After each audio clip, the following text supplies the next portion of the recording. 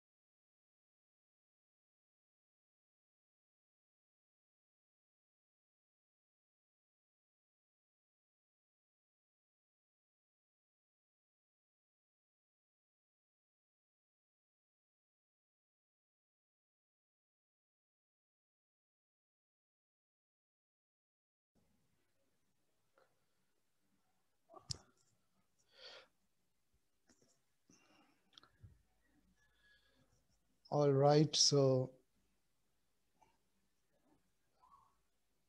good afternoon, good evening, good morning, if it is still morning anywhere. Uh, and thank you for joining us in this webinar today. Let me just check if all our panelists are in the call. And yes, I can see all panelists in the call. All right. So let me begin by first welcoming all of you to this very important webinar today. As you know, to this very important webinar today that we are hosting, largely to look at the role of national human rights institutions. As you know, earlier in June, this has been, as the year comes to an end, and there is hope in relation to the announcements of the vaccine, but we do know that the world has suffered a lot. And in all of this suffering, we know that migrant workers have both suffered but also played a critical role. Never before have migrant workers been recognized in the way they have been in this year. As states, as media, as host countries, and as countries of origin started recognizing them in ways that they have not done so before. Just the words essential worker or frontline workers has become so common to our vocabulary this year. Let us hope that this new introduction to our vocabulary is something that will continue even next year and even as the world turns slowly back to what we might understand as normal. So I'd like to thank the National Human Rights Institutions, and let me begin by saying the role that they have played during this pandemic. National Human Rights Institutions are a key institution to ensure that the state's commitment to protection of human rights of all its citizens is across all jurisdictions is key to realizing the human rights and dignity of all. And national human rights institutions play that key role and in order to ensure that this happens. We know that national human rights institutions have also played a key role, not only prior to the pandemic, but even during the pandemic in the case of migrant workers.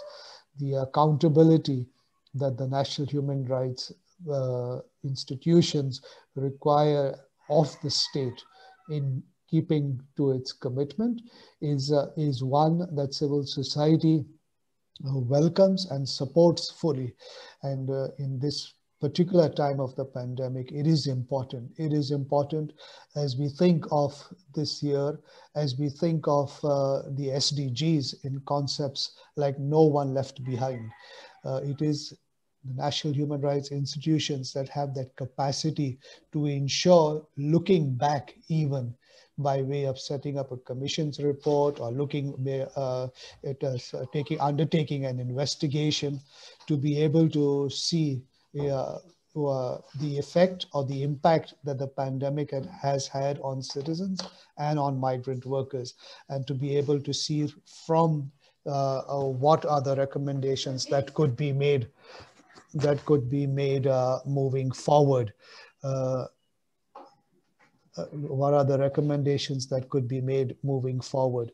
Another important role that we have seen for national human rights institutions is on how they have been able to address some of the complaints and cases that have been put forward during this time, and in which they have also played a very key role in supporting migrant workers, and we encourage and welcome that role. One of the biggest challenges that we have had in this time of the pandemic is the whole notion of what a campaign that was launched earlier this year on wage theft of migrant workers. And this is largely focusing on the fact that many migrant workers throughout the world, millions of migrant workers have lost their jobs, have been laid off, have been asked to go on lesser wages, have been asked to go return and accept conditions that they have no option to negotiate, and as a result of which many have returned home or are even stranded in countries of destination without jobs, without end of service benefits, and struggling to survive, while at home their families who were dependent on them continue to be in a very precarious situation.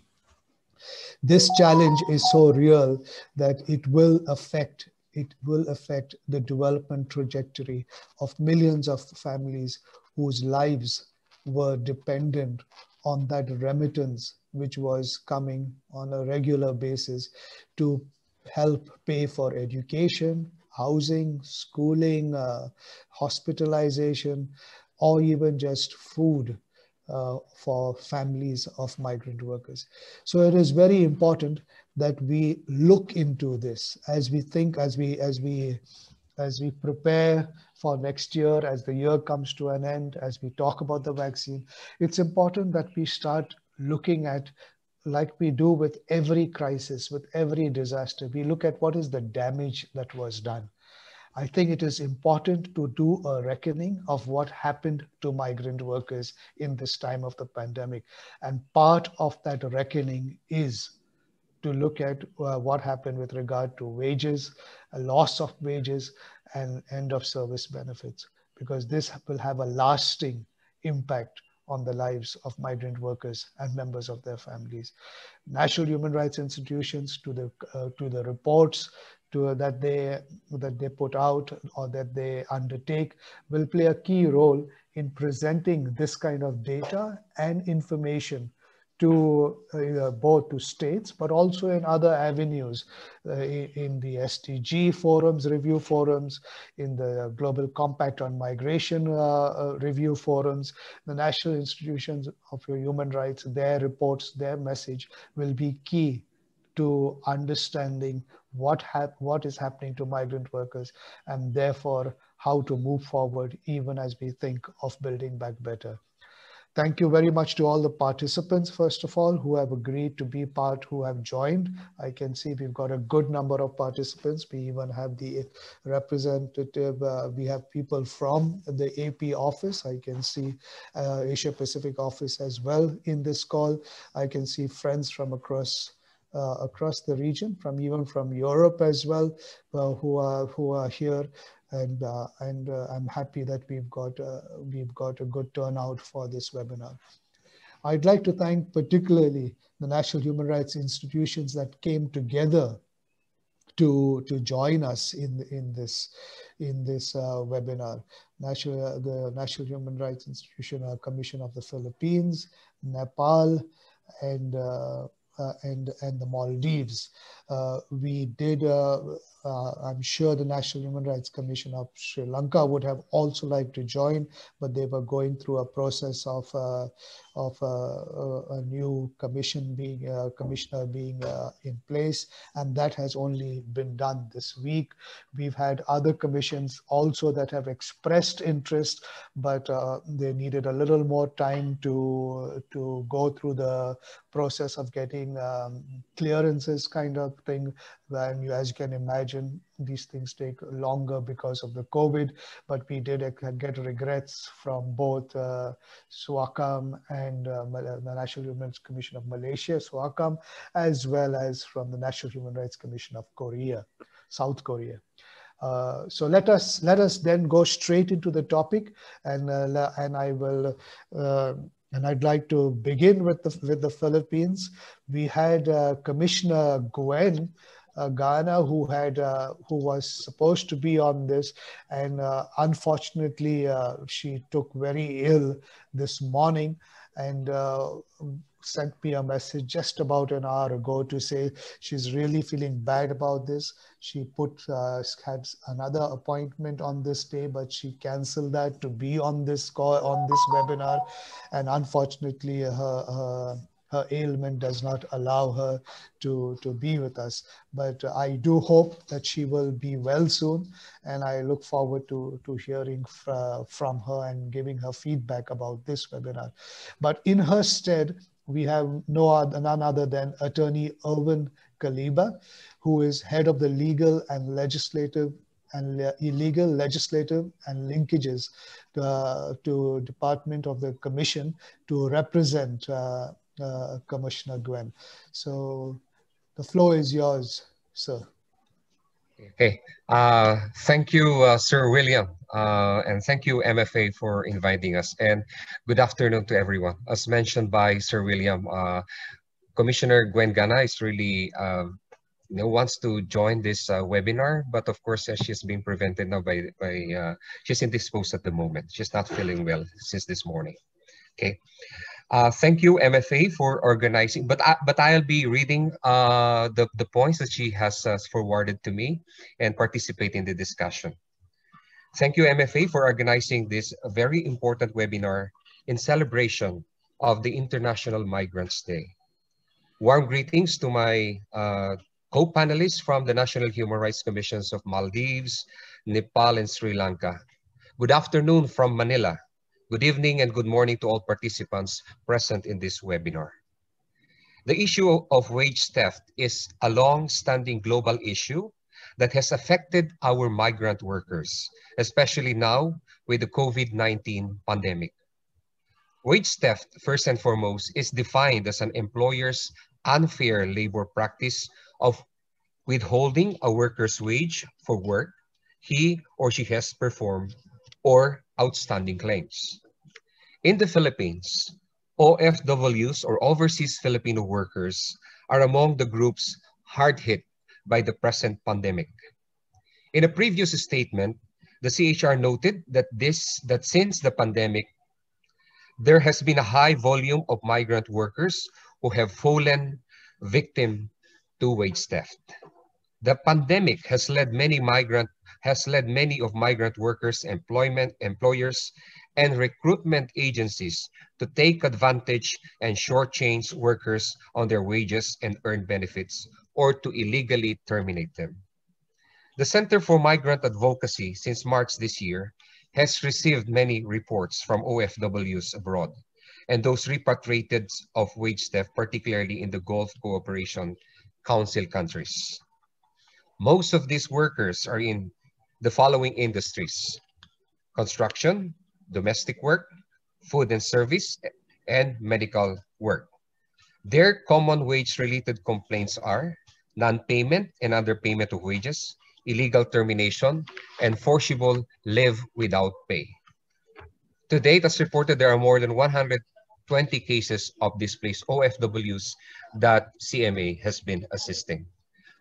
William, can I proceed with, or as mentioned by the mechanics, it will be a 2-3 minutes, then we can have the other interventions later. Yes. Yes, this is our opening statement. Yeah. Thank you. And thank you for that, attorney. And thank you for pointing out how severe the case is and to recognize this, that it is something that has been exasperated in the time of the COVID.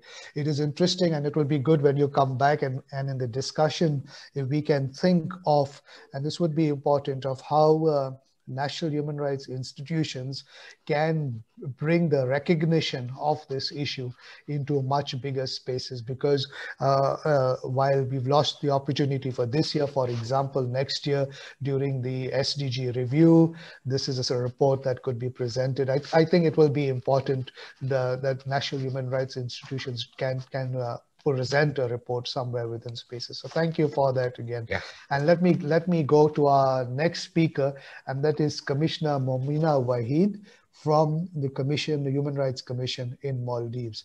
Commissioner, the floor is yours. Thank you, William, and Migrant Forum Asia for this opportunity. Good afternoon, good morning, and good evening to all the colleagues from NHRIs and participants of this webinar.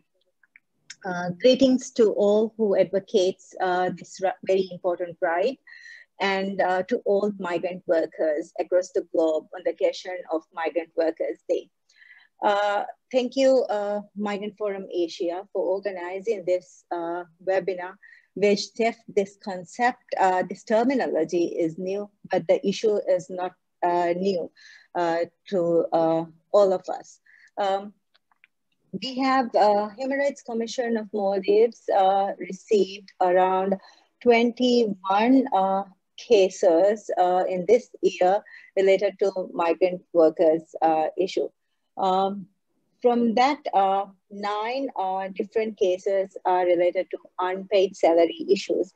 And among that, one case that we are investigating right now involves multiple people that have been affected, around 198, I believe. all these people have this issue of not being paid their salary. This is a huge case that we are investigating, and NHRI Maldives, what we are doing is we do investigate cases, but actually, according to the Employment Act of Maldives, the direct mandate is to investigate these cases is to Labor Relations Authority and to the tribunal. So they have the direct mandate. So whenever we get a case, we ensure that if this case is being investigated by either party, a Labor Relations Authority or a tribunal, and if not, we forward the case to them with the evidence or with the information we have. Furthermore, we also monitor the investigation process they are conducting. And during the investigation process that we monitor, if we find that there is an issue of discrimination or other issues, administrative issue, then we lobby that issue to different authorities, and we try to find a remedy for certain cases. The new amendment to the Human Rights Commission Act gives power to Human Rights Commission of Maldives to get civil compensation for any issue, any such issue that we find that there are enough evidence to get the compensation. So this is something new for the commission, and this is something new that we have to start up to work with. So the cases that currently we are investigation, if we get enough evidence to go to court to get the compensation, then on behalf of the migrant worker or the group of people that we can go on behalf of them to court. So this is, I think, an achievement for the people who are fighting for this issue and for the Human Rights Commission of Maldives as well. Furthermore, the Economic Ministry has started a regularization program, I think on year 2019, September. Under this program, as far as we've been informed that 40,000 something people have been registered. And this program, actually, they have announced for 1 year, but still it's ongoing. It means that it is still an ongoing process and regularization program. Under this program, people will be registered, and also gives the opportunity for other employers to get employees from these registered portal for recruitment process as well. So this program is, I must say that it's a good initiative from the state, and there's also a committee that's been established by the president to work for issues related to migrant workers, a steering committee.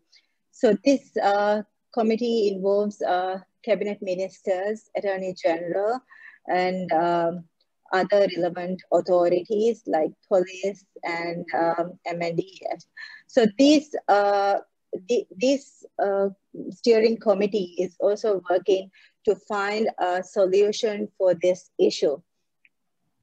For upcoming work that NHRI Maldives is planning to do includes research work, and the national inquiry that we are planning to conduct on year 2021.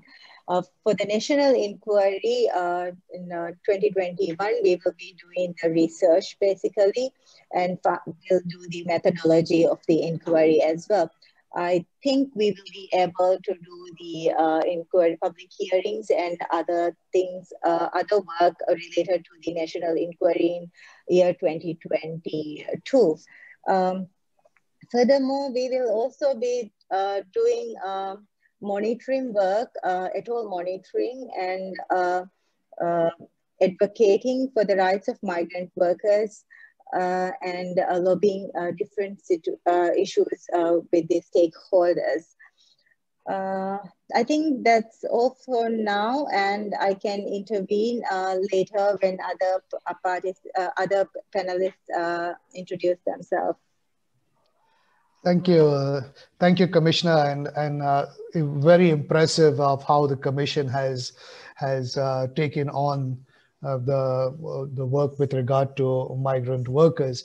And thank you for also sharing with us the number of cases that you are currently looking at, and that the implications of these cases.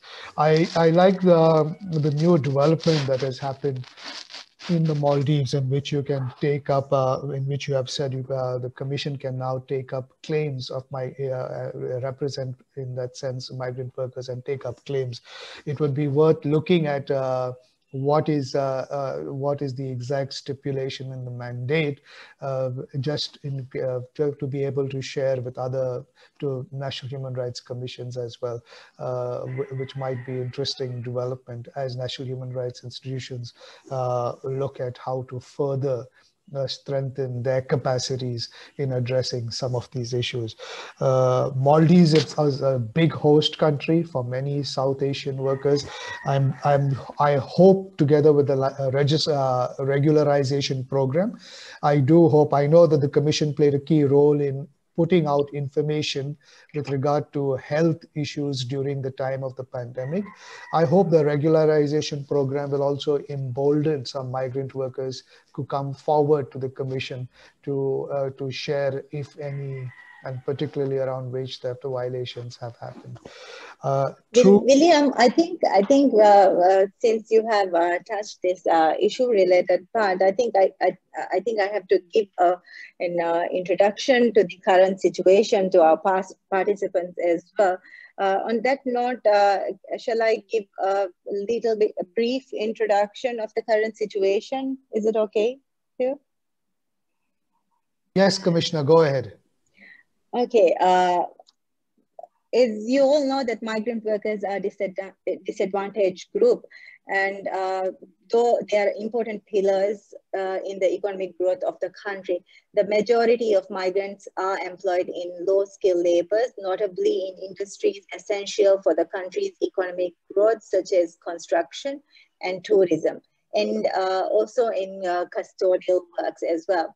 Approximately around 169,000 documented, and official estimates that there are at least 65,000 undocumented or irregular migrant workers in the country.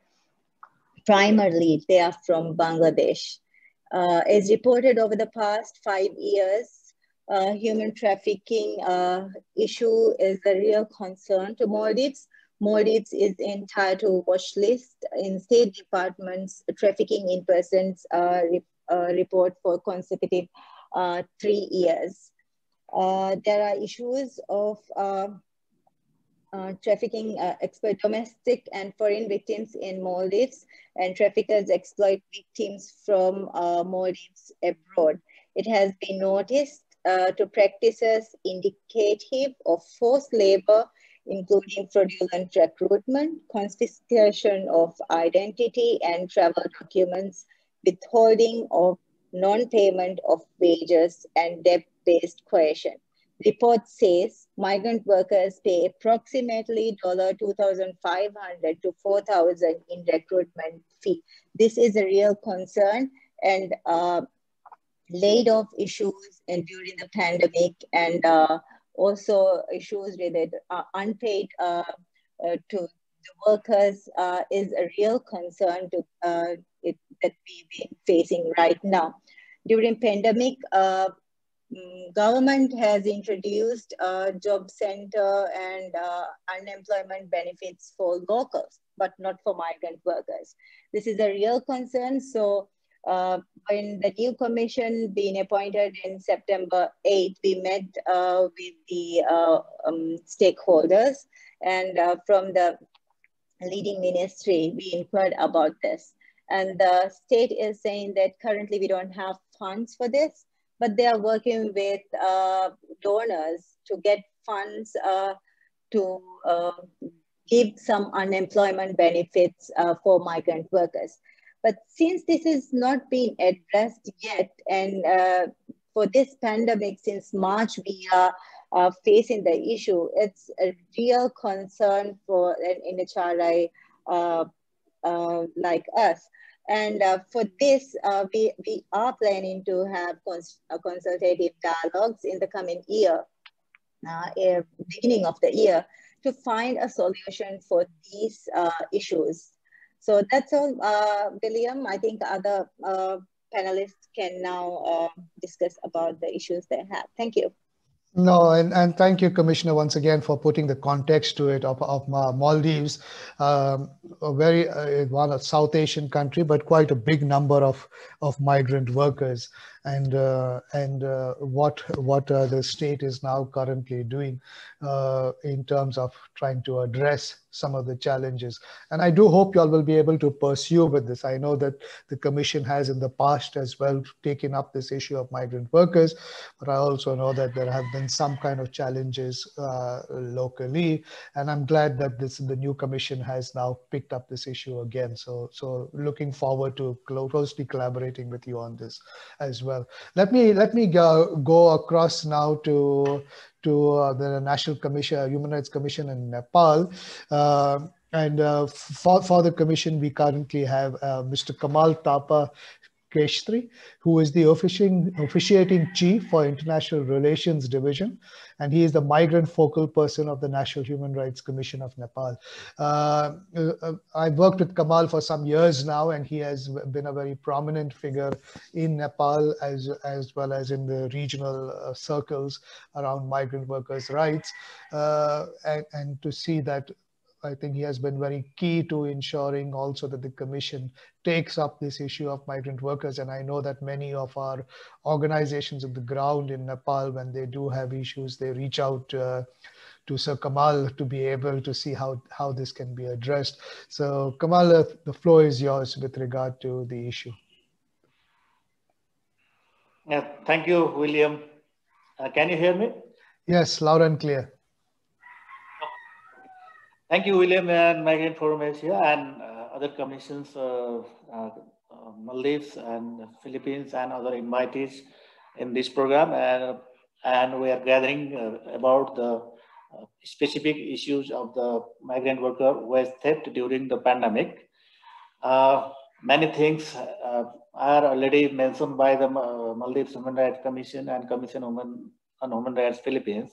In the context of Nepal, NHRC Nepal has been carried out some activities since starting the lockdown, and our commissioner, through the commissioner, Human Rights Commission of Nepal, made attention to the Ministry of Foreign Affairs and also the Ministry of Labor, Social and Employment and Social Securities Ministry for the safely return and repatriation to the vulnerable stranded migrant worker from the destination countries and other countries, and also the ensure about the wages, non-payment of wages.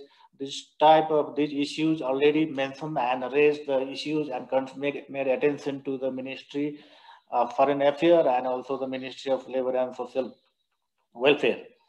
And also we have a neighboring country, India and Nepal is a neighboring country and open border, and so many Nepalese workers who are working in the India in the border during the pandemic. There is a stranded, so a lot of stranded Nepalese workers, and NHRC Nepal has made concern to the Ministry of Home and also the correspondence through the letter and press release, and our provincial office also mediate and facilitate to the department and also the district administration office and also the rural municipality and also the municipality in the border neighboring districts of the Nepal and Indo-Nepal, India.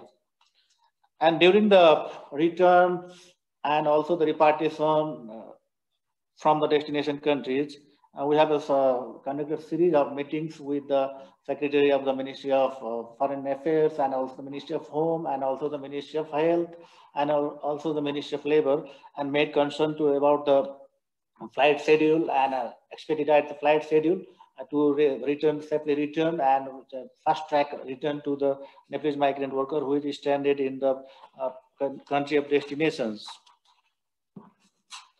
And other important thing is we in the Human Rights Commission of Nepal made the research study Nepalese migrant workers violation, human rights violation status, and the situation during the pandemic in the country of destinations.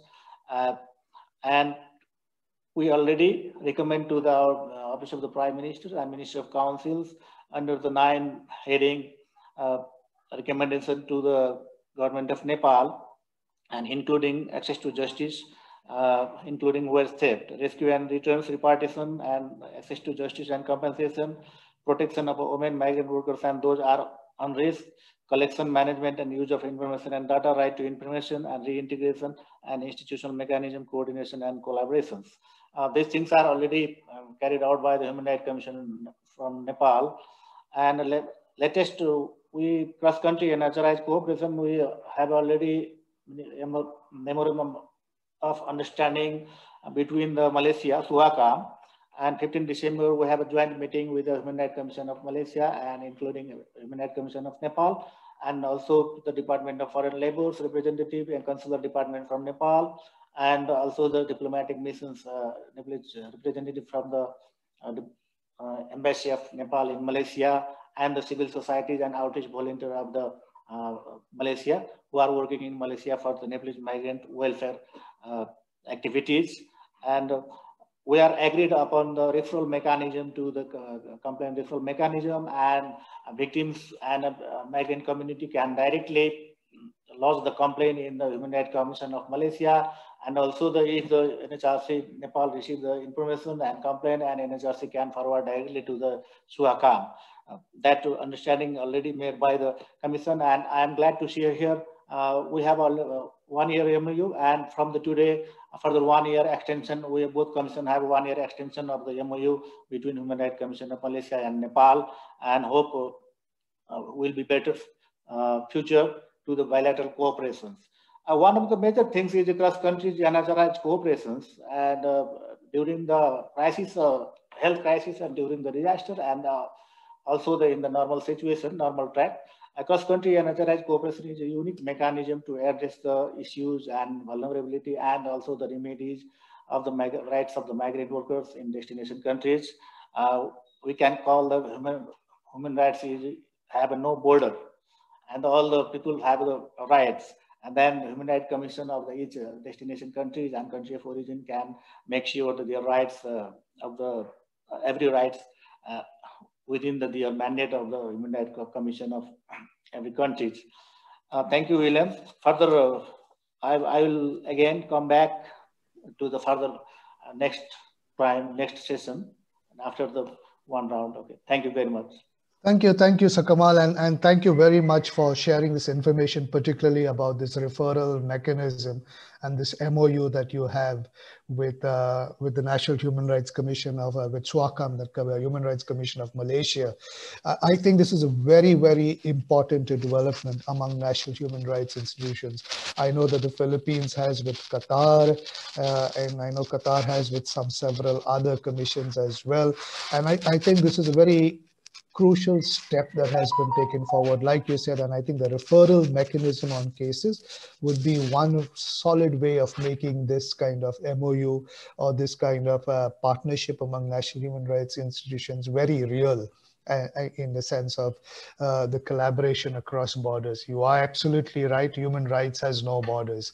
And therefore, this kind of collaboration or referral mechanism is something that is so crucial to ensuring that. So thank you for sharing that information. And hopefully we can share this with civil society as well in both countries to see if we need any cases pursued along those lines, and then to bring it forward to the Commission. But let me come back to Attorney Irwin before that. And I want to also say at this moment that the chat box is open for those who might have questions or clarifications, but I will also call some people who I can see in the room, and because I know you have been working on these issues and things like that. So I see Attorney Henry Rojas here, and I know you have done some work on this with the Philippine Commission. So it would be I'd be happy to hear some of the thoughts that you have on this, particularly in relation to collaboration on wage theft. I see Amish Karki from the Asia Pacific Office of National Human Rights Institutions. I see Srishti from Women and Media from the Warwick in Nepal.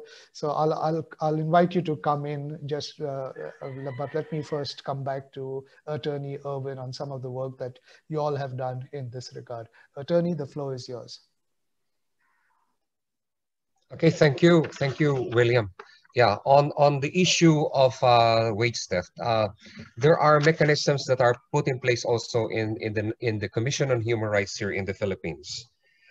These are the following initiatives to ensure the protection and promotion of human rights of overseas Filipino workers during the pandemic. Of course, number one will be the investigation and documentation of cases and patterns of wage theft. CHR was established and mandated by the 1987 Constitution, the present Constitution of the Philippines, to investigate on its own or by complaint of any party all forms of human rights violations involving civil and political rights. Therefore, cases involving OFWs or overseas Filipino workers as one of the vulnerable and marginalized groups will be acted upon with appropriate interventions. So that's the main mandate. Then on receiving complaints, there are three platforms, at least three online platforms that we have.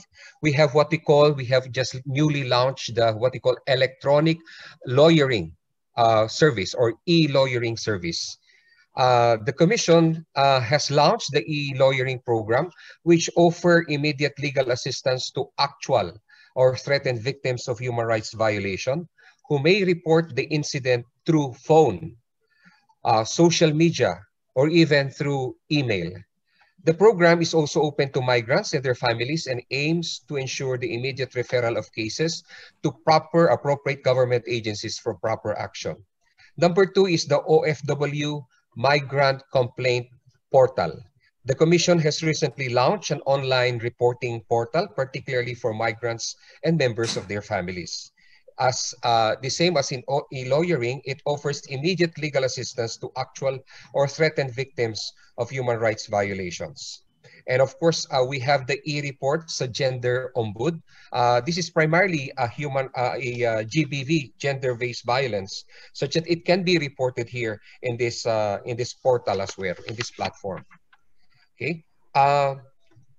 Presently, we have our own human rights observatories where, of course, when there are reports or when on these cases that were reported to us and being acted upon, the human rights observatories are up and running, and are platforms where the public can track and monitor the policies and projects implemented by our government in response to the human rights obligations it has signed. It's a form of monitoring.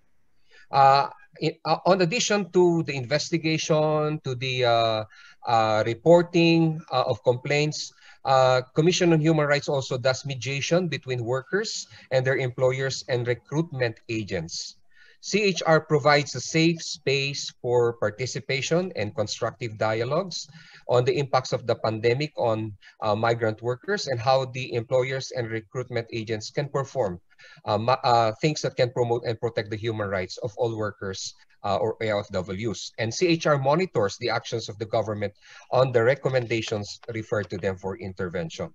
Of course, we cooperate with the involved government agencies and these agencies with relation to migrant rights workers, such as the Office of the Welfare, OWA, then the POEA, Philippine Overseas Employment Administration, the Department of Foreign Affairs, the Department of Labor Employment, among others. And CHR often bridges the gap between stakeholders and duty bearers, such as those mentioned by opening venues for dialogues and active discussions to address issues surrounding migrant rights. Okay. CHR also engages with stakeholders such as CSOs, focusing on migrant rights advocacy. Just this December, we held an online consultation in partnership with the Center for Migrant Advocacy involving overseas women Filipino workers. This was done in preparation for the CEDAW reporting in 2021. On the fourth, litigation for justice and remedy for migrant workers. Although the Commission does not have any prosecutory power, but it has investigative powers. The purpose of the investigation is beyond determining liability, but also proposing policy changes. CHR may forward policy recommendations to concerned government agencies and continue to monitor the case and assist the human rights violation victims throughout the proceedings.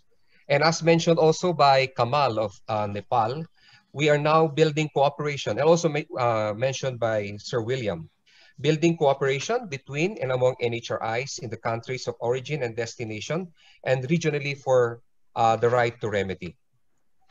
In terms of existing collaboration of the Philippines, we are proud to say that we are a member of the Southeast Asian National Human Rights Institution Forum, comprising 6 countries. Of course, that's there: Indonesia, Malaysia, Myanmar, Thailand, Timor-Leste.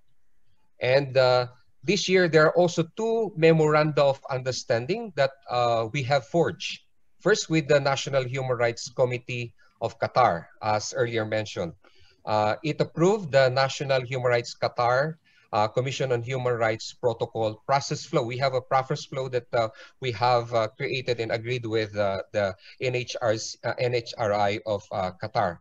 A process flow and case referral and resolution of cases. This was done in February 20 of 2020 with this year. In attendance is Qatar Vice Chairperson, Dr. Mohammed Saif Al-Kuwari as the official representative of the NHRC of Qatar. Second is the MOU between the Human Rights Commission of Malaysia, Suhakam, and also the National Commission on Human Rights of Indonesia, or Komnas HAM, in addressing the issue also of statelessness in Sabah from a human rights perspective. This was done virtually in July 24 of 2020. Thanks, Sir William. Thank you, Attorney, for that, and quite an elaborate list of the programs, and which only goes to show like how much the mandate of the National Human Rights Commissions, how wide and encompassing it is, and when it takes up the comprehensiveness of how it can take up issues. So thank you for that. What I particularly liked is what you said about to investigate patterns of wage theft. I think this is a very important realization that we have also had, and Commissioner Mamina also mentioned in her intervention earlier that this is a new term but not a new reality. Yes, because for the longest time we have been looking at it within civil society as non-payment of wages, and we have been treating it as these are cases that come up and things like that. But the pandemic has only exacerbated and has shown us what is systemic in relation to migrant workers' abuse. And that is why we within MFA for the first time as well in our region called it wage theft. I like what you said, therefore, that in relation to that your investigation powers goes beyond prosecutory and looks at policy reform that is needed. And I think this will be very important to look at this patterns of wage theft and therefore suggest policy reform for this, even as we look for access to justice. I see Madhav and Kalat as well here on the floor in the room, and I know Madhavan has put together, at least has tried to enumerate the different for Lawyers Beyond Borders. He has tried to a network that works closely with MFA, has also tried to put together different instances of wage theft. So Madhavan, if possible, and if you could share some of those kind of different instances, it would be helpful. Madhavan, do you want to just for the room to know how broad and encompassing this topic is? Madhavan Kalat?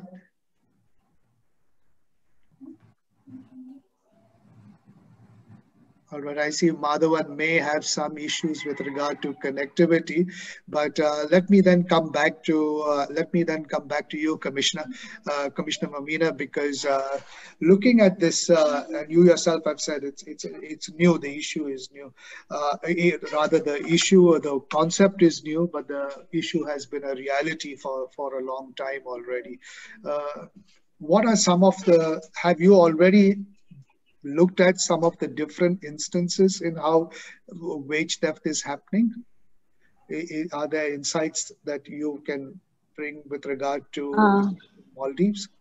Yeah, yes, William. Thank you so much for the question. It's a real. I think I must say that it's a really good question. Actually, as one of the participants, panelists says that patterns of wage thefts need to be identified. And William, actually, the issue with regard to the undocumented workers, it's quite challenging, I must say. When wage theft occurred for documented or regular migrant workers, it's easy to give the remedy for the worker. But in the laws and regulations for undocumented worker, if this thing happen, it's difficult, a very difficult thing to get the remedy for the undocumented migrant workers. So when we are talking about wage theft, we need to give a more focus and attention for the undocumented migrant workers, because they don't have a agreement. They don't have any things to prove that they worked for a certain employer, and they don't have any evidence that supports them. Anyone who can come and say that this person has worked for this company, but all the people who witness this will not give a testimony or anything to give support to the person who fights for these cases. So this will be a real challenge for an NHRI that work for to get support for these undocumented migrant workers to get remedy for this situation. So what can I just think that something that we can do, all the NHRIs together with the international organization, is together can we identify the challenges that we have, and can we also identify a way that NHRIs can set benchmarks to fight for these issues with regard to, especially with regard to undocumented migrant workers. For that, I was thinking coming year 2021, and we can work NHRIs, all the NHRIs together can come up with strategies to fight for this issue, wage theft issue, for documented and undocumented workers. For especially with related to undocumented workers, we need to come up with strategy to negotiate, lobby, and advocate to state to find a solution to address this issue within the system itself, because systemic issue is there. For example, a person who been detained and kept in the immigration detention center, when we visit there, the person might say that I'm being paid for past 8 months, and I was working in a construction site, and police came and asked me to show my documents, and I couldn't show. So they took me to immigration detention center, and I'm here, and they're going to send me back or something like that. And when we start to fight or investigate this case, it will be a challenge for us to find his actual employer, not actual employer, the employer that he worked recently. The actual employer might have reported the missing report to immigration, saying that this person is not working for that employer. So the missing report has already been lodged. So how can we fight for the wage theft issue for this undocumented worker? So for these situations, I think we should come up with a solution, a strategy. Yeah, Sorry, William, I can't hear. Yeah.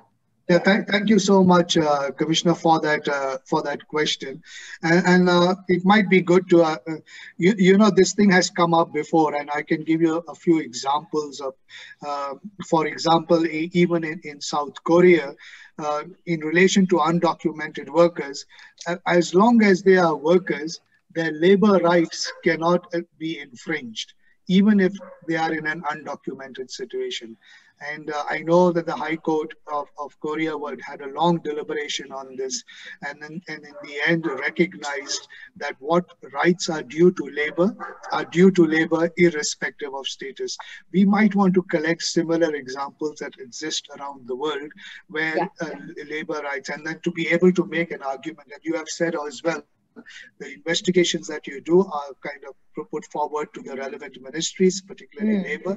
It might be useful to see how we can get labor ministries to ensure that labor rights are protected irrespective of status. You know, and this is something that the Commission could probably work together with the labor ministry on. Yes, the economic ministry is mandated to manage the foreign laborers now.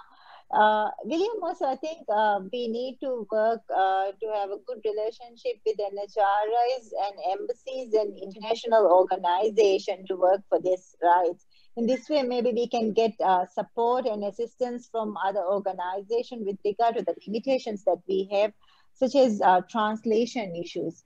Sometimes we get letters in their language which we don't understand. For that to translate the letters, it takes some time. But now we have some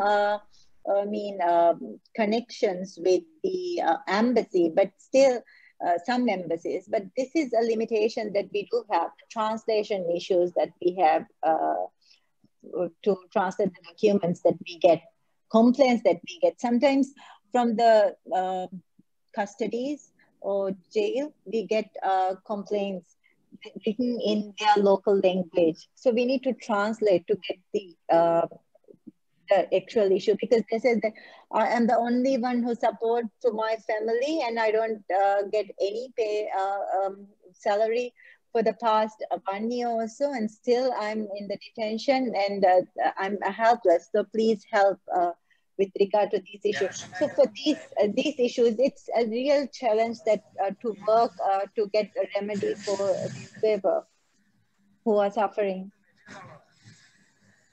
All right, thank you for that, and for sure, let's see. And I think you have the right answer there to see how we can strengthen connectivity, and let's hope we can do that. And any support that you want from us, we'll be more than happy to work on. Let me come to Henry Rojas, who has worked closely with the Philippine Commission as well, and who is the coordinator of Lawyers Beyond Borders. If you would like to make an intervention here or say something, Henry. Thank you, William. Well, I would just like to, most of what the Commission on Human Rights of the Philippines have done for migrant workers have already been explained in detail by Attorney Caliba, and they're doing a lot of work. I would just like to highlight that the intervention being done by the Philippine Commission on Human Rights are on two levels. One is on the level of policy, laws, policy advocacy, policy review. And one example of that, after setting up their Observatory on Human Rights, they have their own online observatory for migrant workers, which houses the decisions of the Supreme Court, cases involving overseas Filipino workers, and other pertinent laws on migration. We are now collaborating with the CHR in the process of reviewing what are the gaps on migrant rights, human rights protection. We're in the process of reviewing the decisions of the Philippine Supreme Court on migrant workers' cases, and trying to see what are the strong areas and where are the policy gaps in terms of migrant rights and human rights protection. So that's at the policy level. And even at the direct assistance level, it is important for the Commission on Human Rights to have these services on how to immediate action on immediate problems. And I would like to cite one case that we are currently working right now is the rescue of one domestic worker in the eastern province of Saudi Arabia. And we brought that up to the Commission on Human Rights a few weeks ago. And we're out working, and they're working behind the scenes in following up the Philippine government agencies on how we can rescue this particular Filipino domestic worker who's suffering physical abuse almost on a daily basis. No? So it's very difficult, and we have documented the process, and we hope that she will be rescued soon. So those are the types of intervention that we hope that the Commission on Human Rights can do hand in hand with the NGOs and the migrants organizations. Thank you, Attorney Henry, and we know that you work very closely with the Commission, and I do hope that the domestic worker from Saudi will find relief soon. But and that's a good example again of how Commission works with other stakeholders. So, and I see Shrishti, you have a particular question in the chat box. Do you want to take the floor and ask that question? And maybe. So Nepal, Sir Kamal from the Commission of Nepal will be able to answer that. Can you? Yeah, sure. Thank you, William. And thank you, MFA, for organizing this important event. And thank you all NHRIs for your intervention and sharing the best practices. I have posed the question in my chat box, and also I want to share it here. Like when we collected, I'm from Nepal, when we collected the cases of waste theft with returning migrant workers, especially women migrant workers, who came during this COVID, and they had the issue of waste theft, but they didn't want to report that cases because they were very much, worried about the negative repercussions that they might will experience, later after reporting the cases from their employers. And since like the domestic jobs, here in Nepal is also very, they have very less opportunity to get the domestic, work here, jobs. It's very difficult, and they might have to go again to the same employers, once like all the situation gets normal, and that's why they didn't want it to report those cases, and I have this question to all the NHRIs, like, have you all experienced the same cases? Like, if yes, then what other countries, like all NHRIs, are tackling such cases, and how they have created a safe space? Like, I have heard that they have been creating like safe space and enabling environment for the workers to report their abuses. Like, how they have been doing this? Like, if they have any best practices to share in this forum, that would be very helpful for us to have, exchange learning and sharing. Thank you. So maybe I'll ask Kamal first too, and then maybe any of the other commissions can respond to that. How do you create safe spaces for migrants to come forward and make their complaints? Kamal?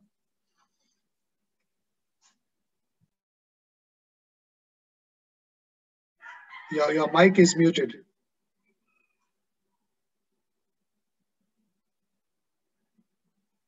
Your mic is muted, Kamal.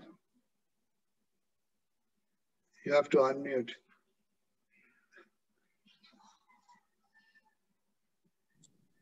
Okay, that's right.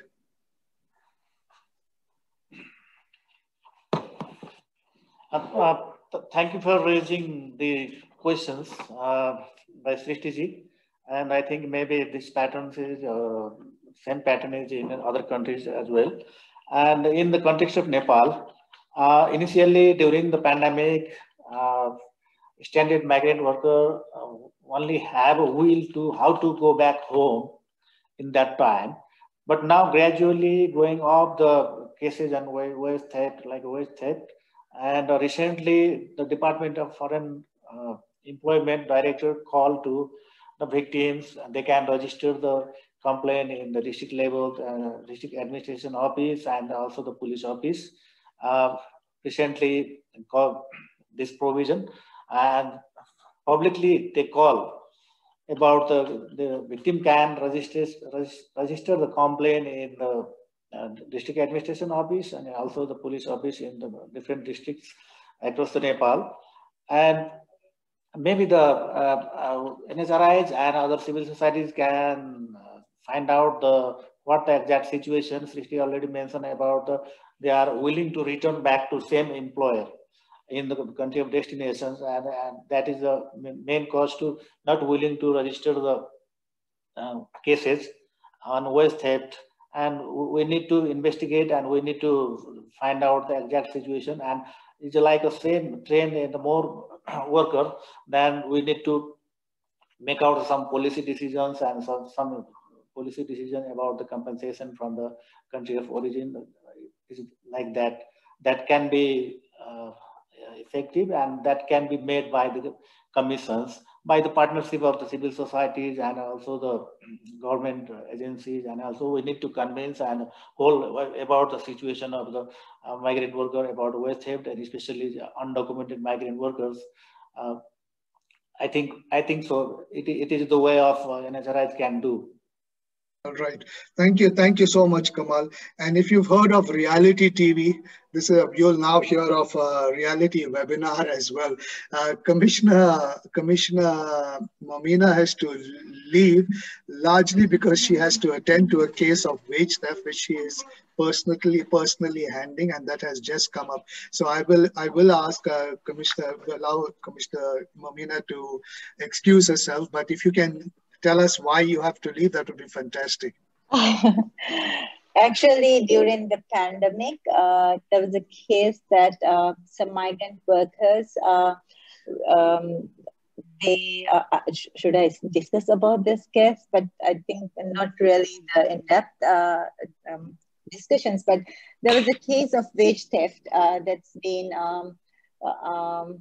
identified during the pandemic time, when it's in the case was I think sometimes in July or August in a resort that's constructing resort. 19 people been arrested, and they are in immigration detention, and others being kept in a government rented facility or somewhere.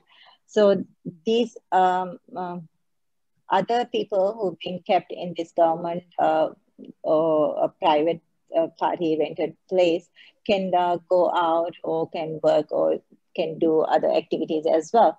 But still, according to state, that's the scenario. But now we are investigating this case, and this case is in tribunal now. Independent lawyers are also working. And we've just been, not just been, but yesterday, I think we've been informed that the employer is started paying the wage to the migrant workers. So we're not sure if they're being paid the right amount, and so we need to intervene in this. And so that's why we call all the stakeholders, including government ministries, immigration, police, and independent lawyers and NGOs who are working for this case. And we're going to mediate and find out what's happening from each stakeholder. And so for that, we need to leave early because just now I've been informed that there are some concerns that they need to discuss. So all other commission members are also working for this. So we are all going for a stakeholder meeting. So I need to leave to go to another meeting. That's the reason why I have to leave, and to get this additional information so that we can discuss during the meeting as well. Furthermore, before closing, I would like to say that HRCM also provide free legal aid those who need it. And also under the new amendment, to the local government, island councils are required to manage the registry of migrant workers who are living in that island as well. So the child CEM need to monitor all these things, as well as we need to monitor and see the implementation of the new amendments to the laws, even regulation, expatriate regulation is working or not. So these are the things that we are planning to do in coming few days, as well as the national inquiries related to migrant workers is the main work that we'll be doing the next week with the next year regarding the migrant workers' rights. I think we can have more webinars like this to discuss the issues. And yes, we are working for the wage theft issues, and we hope that in coming days that we will, Human Rights Commission will go to court on behalf of migrant workers to fight and to get these rights that they've been deprived. Thank you so much. Thank you. And I'm Thank you for this opportunity. Thank you, Commissioner Momina, and I will not delay you. We've said wage theft is a very urgent issue that needs to be addressed, and it's so real that even in this webinar, as we discuss it, a case has come up for you to attend along those lines. So please go ahead. Thank you very much for being part of this initiative, and we will keep in touch. And thank you for ensuring that you are going now to see that they actually get that right wage when an employer has come forward to say he is willing to pay that back wage. Thank you so much, Commissioner. Thank you so much for being part of this. Thank you so much. For us to understand, wage theft is not only about not getting back wages of 1 month or 2 months, even 6 months kind of thing. It's also not only about not getting end of service benefits. It's a whole spectrum of denial of what is right in terms of compensation for migrant workers. And I think this is becoming so much more evident as we continue in this process of the campaign. So I would urge everybody in this call to continue to feed us information that you might have, or your questions that you might have with regard to what might seem like an instance of wage theft. I see Stefan, I see also Ray Jurendini on this call. So Ray, if you want to give other instances of wage theft, and I know you put the whole recruitment thing within that aspect as well. Do you want to take a moment here, Ray?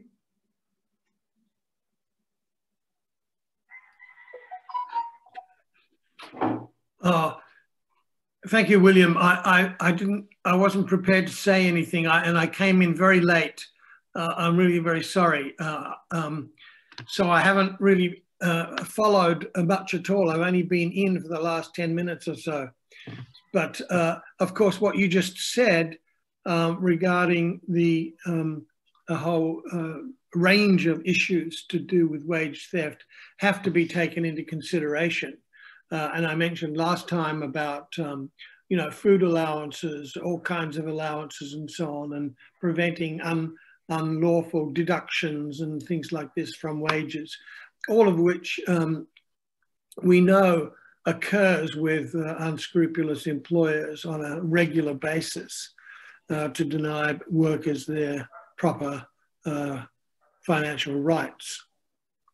And so I think, perhaps a good list of all of those issues could be disseminated so that some people might, for example, want to concentrate on one element of wages rather than the whole thing, and to chase them up. And the issue about justice, of course, is how to get employers to pay, and whether there are third parties who can come to assistance and then recover from employers at a later time.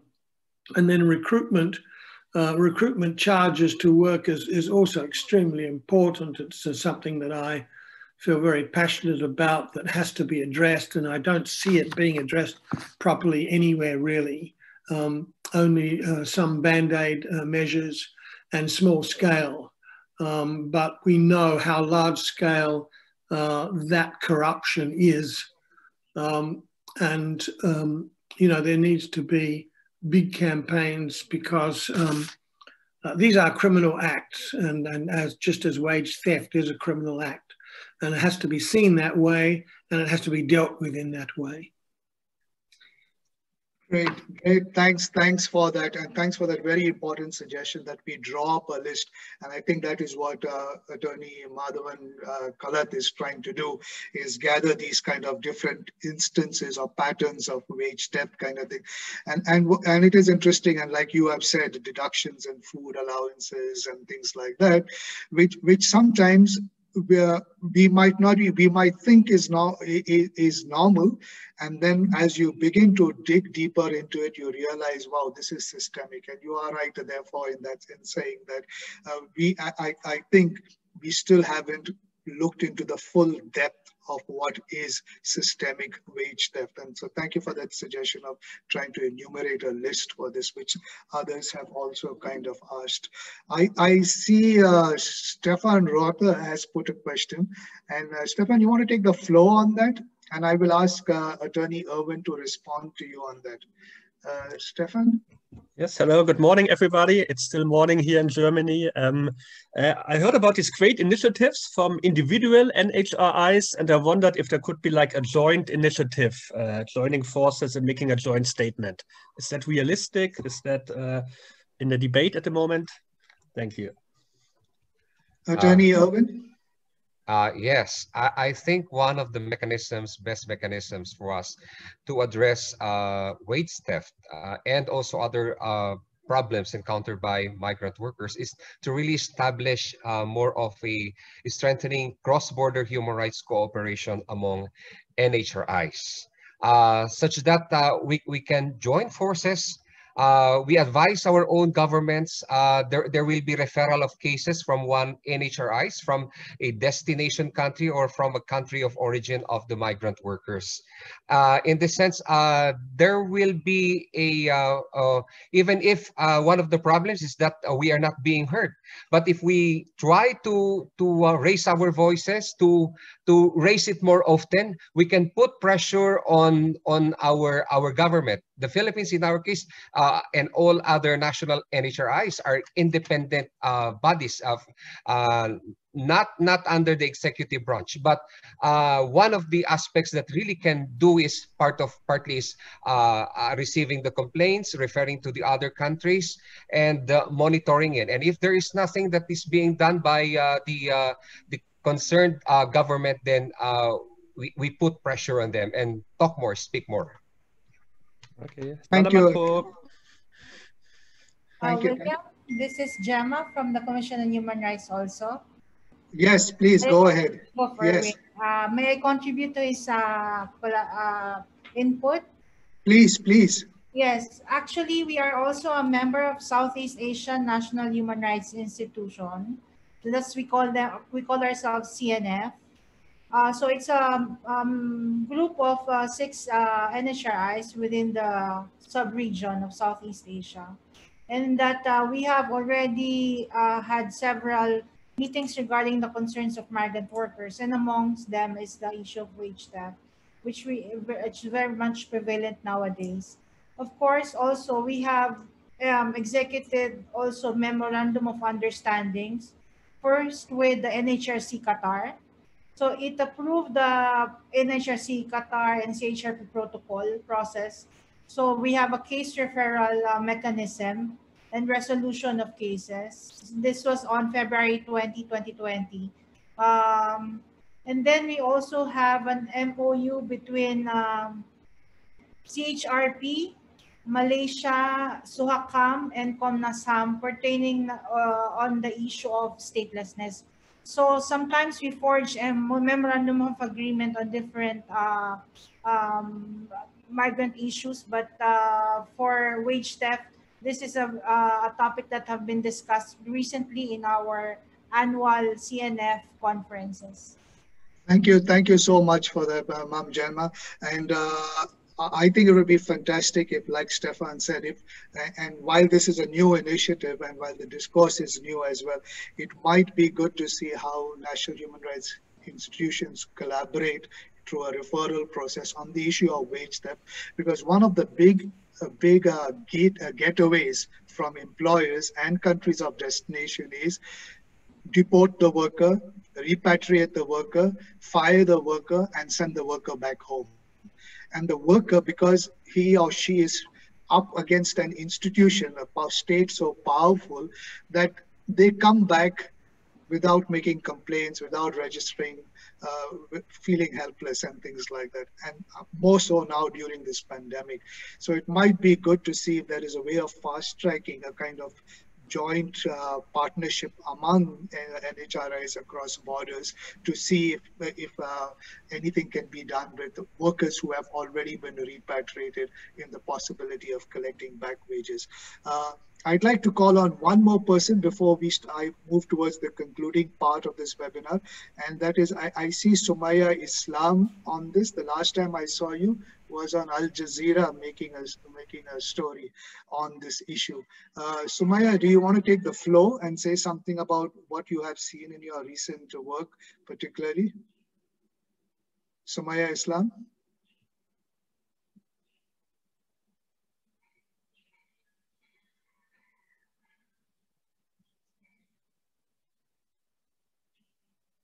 Sumaya? Yes. Hello. Go ahead. Yes, can hear you. Yeah, for wage theft, thank you, Migrant Forum Asia, to take this initiative. It is very important to address this issue because our workers suffering a lot. My sound is clear? Yes, yes, go ahead. I'm in factory, so don't mind, please. Yes. For this wage theft issue, already we spoke to our minister and our secretary. Our huge migrant workers, men and women, both are coming without the salary, and they are suffering a lot. And this is a regional, how we can take this to government and inter-ministerial issues also, because this is the recruiting agency and the destination country recruiting agency. They are just trying to exploit the workers under the name of COVID pandemic. But this is totally unfair and injustice, and their family members and their workers, they are suffering a lot for the financial crisis. And this is the only one organization, MFA, has taken this initiative to regional level, and our NSRC, even our NSRC chairperson also informed, and our secretary very much agreed with this movement. And we are expecting how we can make it global movement, and how we can ensure justice to the all migrant workers. And tomorrow is International Migrants Day.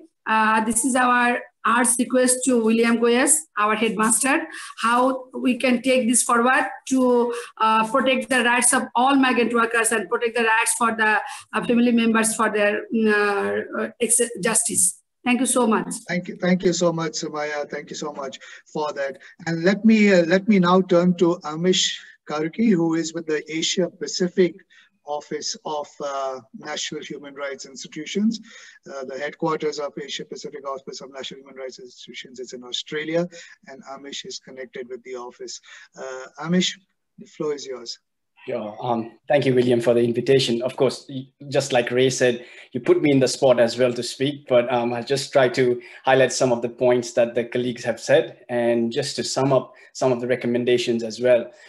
First of all, I think I would just like to start by commending the work of MFA and the other civil society actors who have brought this wage theft issue to the limelight across the world. Like, you know, we did know about non-payment of wages pre-pandemic, and it was an endemic issue for migrant workers. We have always heard about it, but the situation of pandemic I would call it, I think the Secretary General the other day was calling it, it's an inequitable pandemic, which has so disproportionately affected migrant workers.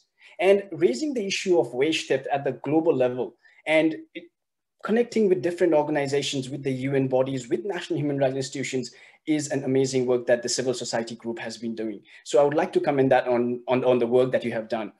And just to say that, like, NHRIs have a key role as a specialist organization within the national mechanism, have a key role in framing the wage theft as a human rights issue.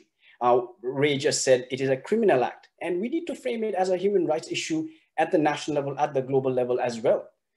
And we need to ensure that it is a human rights concern that needs to be addressed at both countries of origin as well as countries of destination. Access to justice for migrant workers, how do we allow that? So NHRIs, I see, can play a very critical role here. And what I would just like to do is, going through some of the points that NHRI members have already said, I'd just like to sum up and reiterate some of those points. And building solidarity and collaboration. A number of members here have said, like, they have already shared good practices about the MOUs between organizations and collaboration between different NHRIs. So that's so critical. No one can tackle these issues on their own. We need to recognize that. And we need to build some strategic collaboration. Civil societies, with UN bodies, with expert agencies, with think tanks, and with businesses as well, to understand and work this together.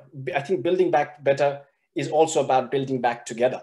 And as you have always said, like, we cannot do this together. And I think what NHRIs have just said about collaboration and strategic collaboration, I would call it, is very critical to this work.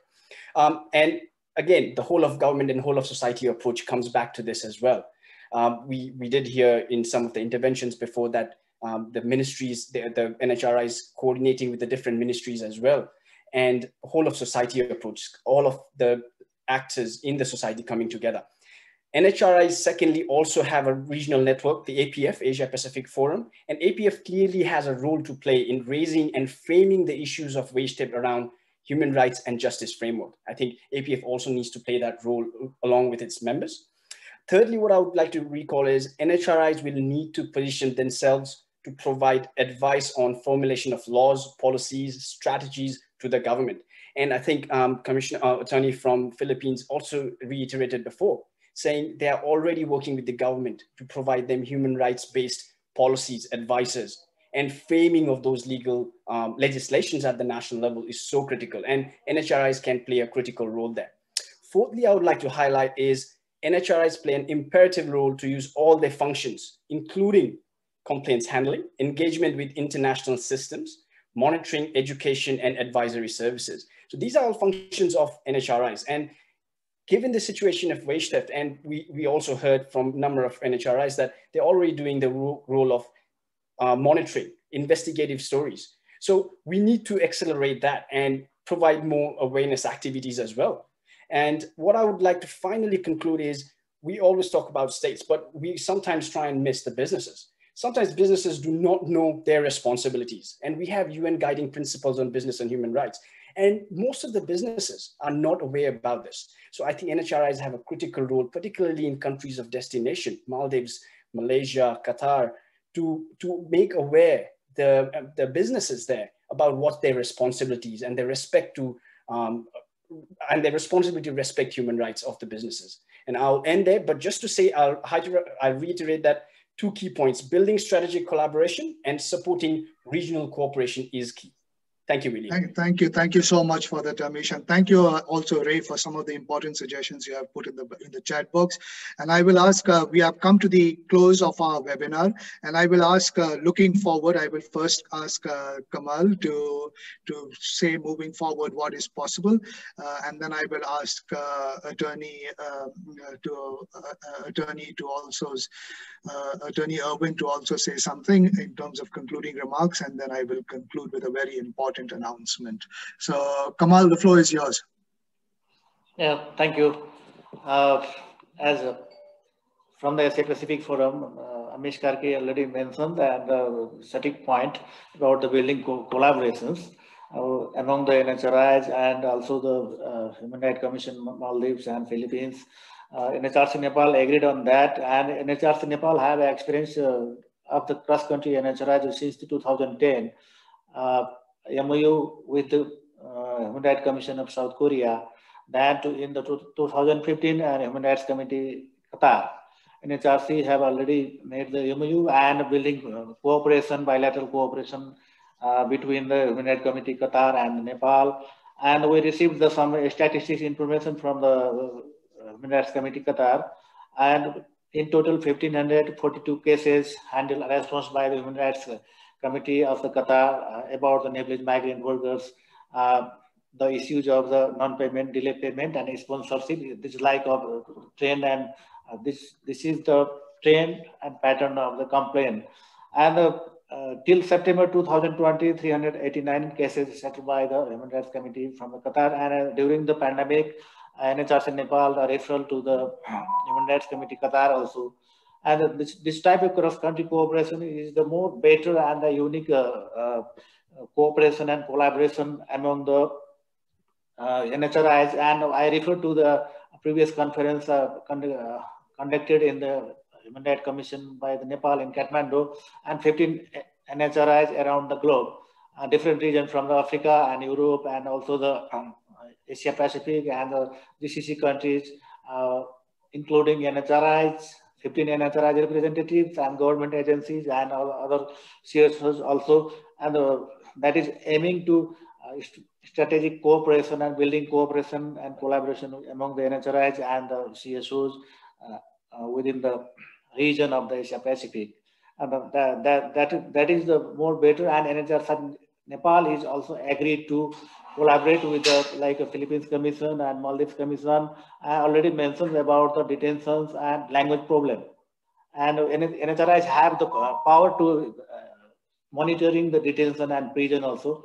If the Philippines Commission and Maldives Commission have received such type of information and complaints about the internet migrant worker, then we are expecting to communicate from the Human Rights Commission of Philippines, Maldives, and other NHRIs also.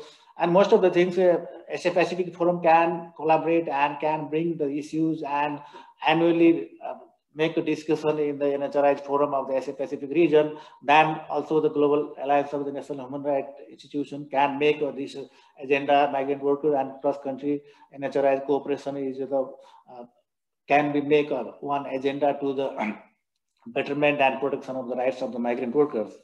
And finally, I would like to, NHRC Nepal have a think about some plan about the waste theft, about the returning migrant workers, and plan to conduct the research, specific evidence-based research, collect the information from the different department, and also the if the CSOs have some information, and we'll collect the information and assessment the situation about, and if the proper cases can be investigated through the commission also. And also the South Asian Regional Trade Union Council and NHRC Nepal have some collaborations about this program of the waste theft and remigration, access to justice, this type of things. We have a collaboration with the SARTUC, and there is also the issues of waste theft, and the proposal is based on the local level and reach to the local level,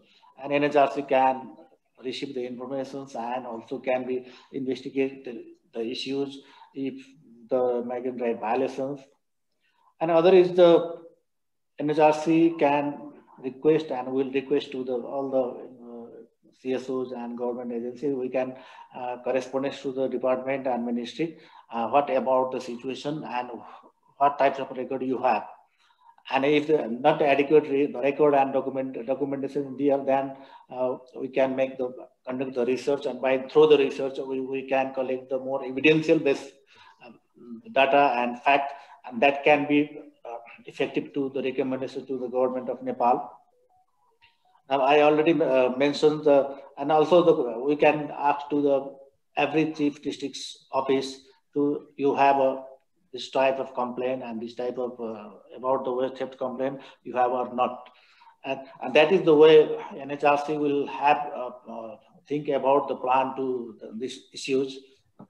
And finally, all the NHRIs have so many wider power, referral power. They can refer to the government agencies. They can refer to the CSOs for the legal aid. These so many power and mandate NHRIs have. and that would be more better. Again, I want to say cross-country NHRIs cooperation and collaboration, also the partnership with the CSOs, and partnership and cooperation with the government. Also, for the sake of the rights of the migrant workers, NHRC have a stand up on the human rights cost, but for the sake of migrant workers and for the program, NHRC can suggest and can facilitate and can make a raise concern to the government agencies. Thank you very much once again, Migrant Forum Asia, gathered to all the NHRIs and all the invitees. I think this webinar is the most important, and also the APF representative also already been here, and this issues and this webinar and this issues can be make some agenda to the Asia Pacific Forum of NHRIs, and can discussion and can, among the sharing with all the NHRIs about these issues also. Thank you very much once again. And thank you, and we look forward to the research that you will do on wage theft together with SATUC. So, and I see Lakshman as well on the call. So I hope that pushes through. Attorney Irwin, the last 2 minutes, if you. Yeah. Thank you, Sir William. The issue on wage theft affecting the migrant sectors as the focus of this webinar should be integrated in the agenda for action among NHRIs, and also call upon the government to ensure that the issues of migrants are included in the comprehensive response, particularly during the COVID-19 pandemic. There must be accessibility to government support services without discrimination and with due sensitivity to the circumstances of the condition of the migrant workers. CHR continues to serve as the country's independent national human rights institution by being the conscience of the government to condemn when necessary, but also to commend when merited, as seen in several press statements, as well as through our Obligasyon at Karapatan campaign, which seeks to recognize government efforts that embody human rights standards and principle. CHR will continue to engage with government and civil society in finding durable solutions, including NHRI cooperation among themselves, and redress for human rights grievances that beset OFWs and members of their families, especially in this time of pandemic. Thank you, Sir William. Thank you to MFA. Thank you so much, Attorney Irwin. I would ask my colleague, the National Human Rights Commissions that have been part of this webinar have also issued a statement for International Migrants Day, which we celebrate tomorrow. I will ask my colleague to put that in the link in the chat box with the statement, so that colleagues who in the room can sort of release it to whatever networks you have. This is the commitment of the National Human Rights institutions in our region. As MFA, we are very, very appreciative and thankful to the commissions that were involved in this webinar. Like I said, there were other commissions as well, but due to limitation of time, not everybody to get on board, but we were very happy with the response that we got from the National Human Rights institutions in our region. We went late to them, and when I'm saying late, I really mean late. We went to them only about, I think, 10 days ago, kind of thing, to say, this is an important issue. Can you issue a statement on this? And can you join us in a webinar on this? And they agreed. They did not, they came back saying, yes, of course, this is an important issue. I thank the NHRIs, Nepal, Philippines, Maldives, Sri Lanka, Korea, Suaka, Malaysia, that have been part of this discussion and looking at how we can address this issue, and particularly the 3 NHRIs that were able to pass through the hurdles to be able to make this. So thank you very much. Thank you to all the participants. The wage theft is a very important issue. Many migrant workers and their families are now in a very precarious situation, because whatever wages were due to migrants, whatever end of service benefits was due to them, they have returned home without it. And this issue has affected them and their families. And we have to find some solutions to this very persistent problem. Thank everybody for being part of this, and please do what you can. for helping us in raising this issue till the international level. At the least, please check out the website, justiceforwagetheft.org. There is a petition over there that you can sign saying, I support the wage theft campaign. Please visit that website and sign on to the pledge, the petition. We hope to get enough signatures to put it forward to the global forum. Thank you so much, and have a nice day, everyone. Thank you so much. Thank you. Congratulations.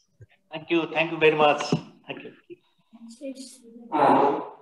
Thank you also from my side. Thanks a lot.